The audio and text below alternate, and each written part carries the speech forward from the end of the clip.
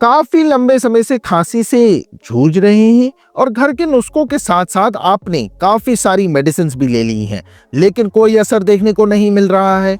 यहाँ तक कि टेस्ट जांचों की रिपोर्ट भी सभी नॉर्मल आ रही हैं, फिर भी खांसी ठीक नहीं हो रही है। तो इस खांसी को कैसे ठीक किया जा सकता है? अगर आपका भी यही सवाल है और आप भी खांसी की समस्या से बहुत ज्यादा परेशान हैं, तो आज की ये वीडियो खास आपके लिए होने वाली है, क्योंकि आज मैं आपको खांसी को कंट्रोल करने का इजी, सरल और इफेक्टिव सॉल्यूशन बताने वाला हूं। नमस्कार दोस्तों, मैं डॉक्टर सेहत जोशी एक बार फिर हाजिर हूं आपकी खिदमत में। और आज की इस वीडियो में मैं आपको खांसी को कंट्रोल करने के लिए एक ऐसी मेडिसिन बताने वाला हूं जो आपकी खांसी को कम कर उसे कंट्रोल करने में आपकी बहुत हेल्प करेगी। तो चलिए फटाफट से शुरू करते हैं आज की इस वीडियो को और जानते हैं कि खांसी की वो कौन सी मेडिसिन है जिससे लेने मात्र से खांसी को टाटा बाय बाय बोला जा सकता है। दोस्तों, शरीर में कोई भी परेशानी होती है तो उसके पीछे कोई ना कोई वजह जरूर होती है। खांसी एक बहुत ही गंभीर समस्या है, लेकिन फिर भी पता नहीं लोग इसे क्यों बहुत हल्के में ले लेते हैं।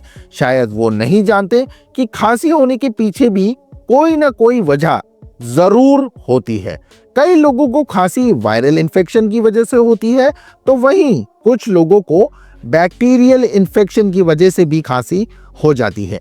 इनमें से कुछ लोग ऐसे होते हैं जिनके गले में अगर थोड़ा सा भी इन्फेक्शन की संभावना होती है तो उन्हें भी खांसी होने लगती है। ऐसी ही कई वजह हैं जिनमें asthma, COPD, tuberculosis, lungs infection, फेफड़ों का इन्फेक्शन शामिल है, जिसकी वजह से लोगों को कंटिन्यूअसली खांसी होती रहती है। फिर भी लोग इसे हल्के में ले लेते हैं, जो आगे जाकर किसी भयंकर बीमारी का रूप भी ले सकती है। दोस्तों, अगर आपको लगातार खांसी हो रही है और आपने इसके लिए एक्सरे या फिर कई टेस्ट करवाए हैं और वो नॉर्मल आए हैं, तो फिर आपको घबराने की जरूरत बिल्कुल भी नहीं है। ये वायरल खांसी के लक्षण हो सकते हैं।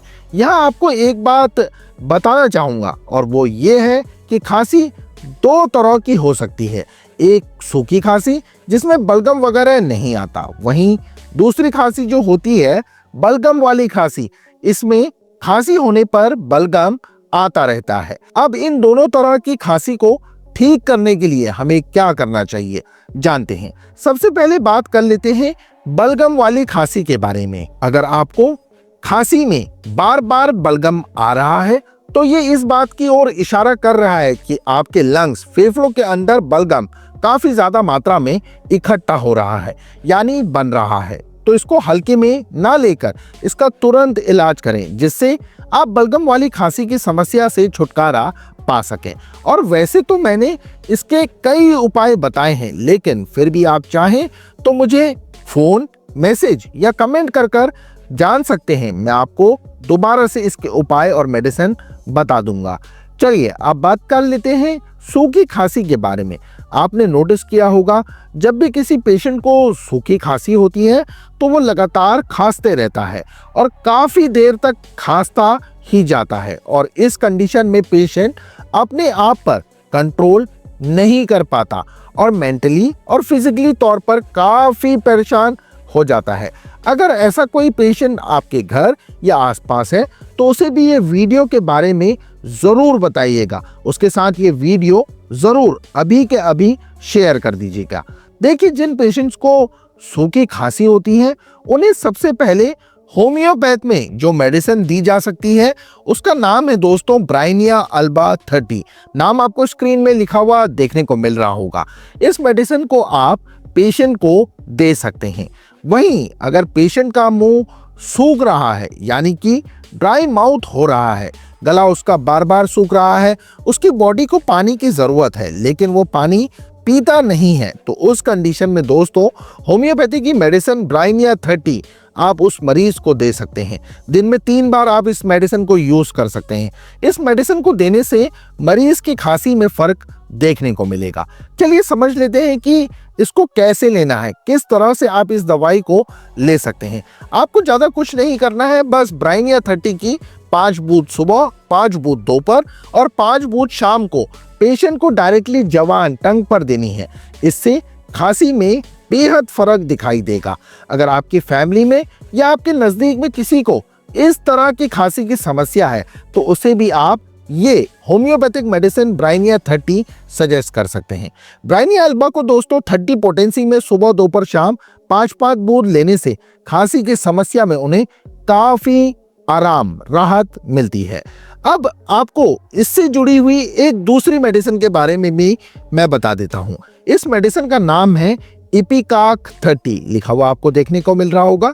होम्योपैथी में यह मेडिसिन खांसी के लिए रामबाण इलाज है। आपने नोटिस किया होगा कभी कभी खांसी वाले पेशेंट को लगातार खांसी होने की वजह से उल्टियां, वॉमिटिंग जैसा फील होने लगता है और वो कई बार उकाइयां भी लेता है लेकिन वॉमिट होती नहीं है। ऐसी कंडीशन में आपको करना कुछ नहीं है, बस होम्योपैथी की यह मेडिसिन यानी इपिकाक 30 पोटेंसी में सुबह 5 बूंद, दोपहर में 5 बूंद और शाम को 5 बूंद उस पर्टिकुलर व्यक्ति को देनी है। इससे न केवल खांसी में राहत मिलेगी बल्कि खांसी आते वक्त जो वॉमिटिंग, जो उल्टी जैसी कंडीशन हो जाती है उसमें भी सुधार देखने को मिलेगा, क्योंकि ये बहुत ही ज़्यादा इफेक्टिव है।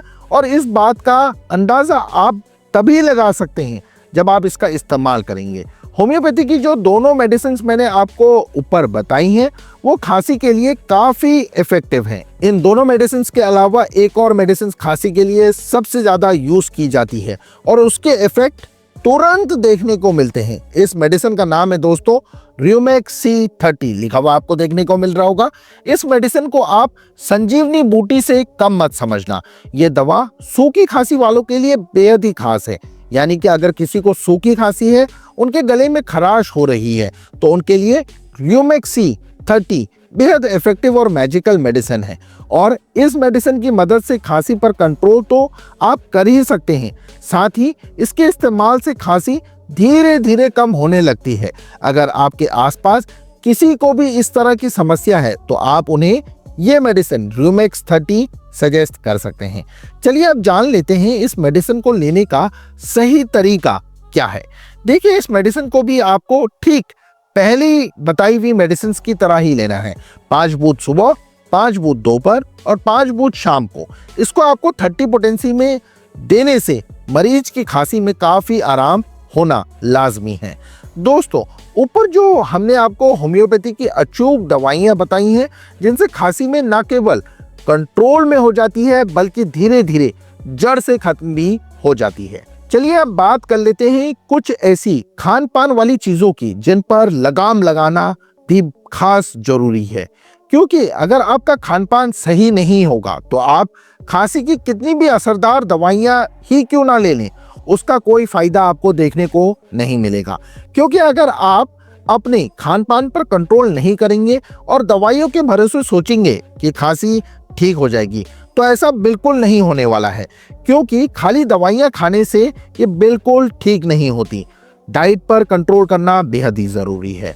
देखिए, जो लोग खांसी की प्रॉब्लम से बहुत ज़्यादा परेशान हैं और जिन्हें खांसी नहीं है, ये बात इन दोनों पर ही लागू होती है, क्योंकि जब हेल्थ अच्छी होगी तब सब कुछ अच्छा होगा। बता दूं, जिन्हें सूखी खांसी या किसी भी तरह के इन्फेक्शन वाली खांसी है तो उन लोगों को सबसे पहले तो बाहर के खाने पीने वाली चीज़ों पर कंट्रोल करना होगा। अब आप सोचेंगे कि वो कौन कौन सी चीज़ें हैं जो हमें नहीं खानी चाहिए।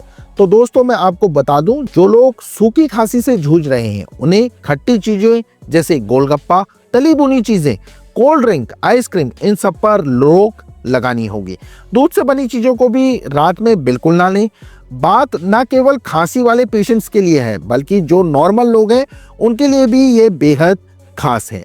ध्यान रखने वाली बात है कि जिन पेशेंट्स को लंग्स, फेफड़ों से रिलेटेड कोई प्रॉब्लम है तो उन्हें इन चीज़ों को अवॉइड ही करना चाहिए।